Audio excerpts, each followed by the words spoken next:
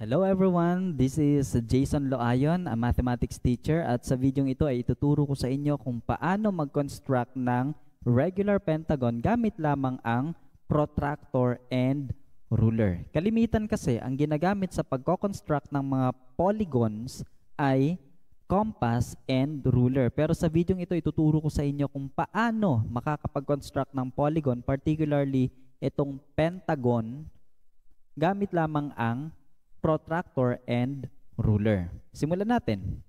First goal ay gagawa tayo ng circle. So mula sa point na to, i-align natin yung center point ng ating protractor kasi ito yung magsisilbing central point ng ating circle. At mula sa position na yan, mag-create tayo ng semicircle.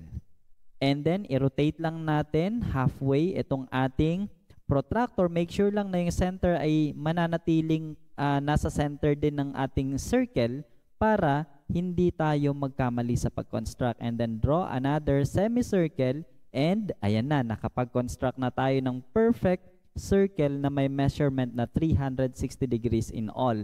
And then, mula sa standard position ng ating protractor, dito sa 0 degree ay lagyan natin ng point A. Anyway, pwede kayong makapaglagay ng point kahit saan nyo gustong simulan. Pero para sa akin, para hindi naman mahirap, dito tayo sa standard position ng ating protractor. So from 0 degree, that is point A, and then create another point or make another point dito sa 72 degrees. Meron tayong separate lesson para sa measurement ng mga interior and exterior angle na doon may papaliwanag kung bakit may 72 degrees dyan mula sa central angle na to.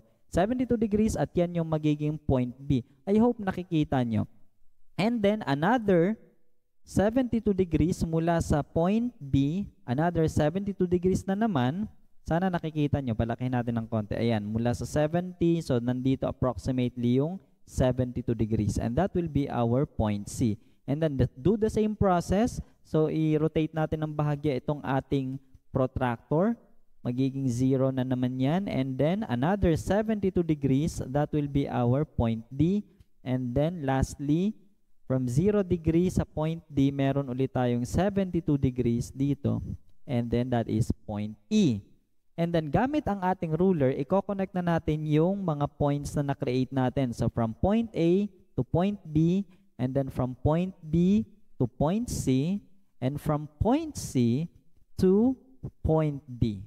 And then sa point D naman, connect natin sa point E. And lastly, from point E, i-connect natin siya dito sa point A. Ayan. So medyo nakikita na natin ang ganda ng ating pentagon. So para mas makita natin at ma-emphasize yung pentagon, tanggalin na natin yung ating mga markings mula dito sa circle na to. And also tanggalin din natin yung mga marking ng ating points. Pero yung label such as point A, B, C, D, and E, huwag na nating tatanggalin yun kasi in geometry mahalaga yung mga label na yan. Ginagamit yan as indicator, identifier, or name ng figure. Okay, so medyo tabingi lang ng bahagya. Wala namang problema yon. Iikot lang natin ng konti. Ayan. Ayan na ang ating perfect regular pentagon. Kapag sinabi nga palang regular pentagon, all angles or all interior angles are equal and all sides also are equal. Kaya nga medyo mahirap siyang gawin kung walang compass. Pero gamit ang ating protractor, gamit ang ating ruler, nagawa natin ang regular pentagon ng walang kahirap-hirap. I hope you learned something from this video. Abangan niyo yung mga susunod na video kasi ituturo ko rin sa inyo kung paano mag-construct ng regular hexagon, heptagon, octagon, nonagon, decagon, and so on gamit lang ang protractor and ruler.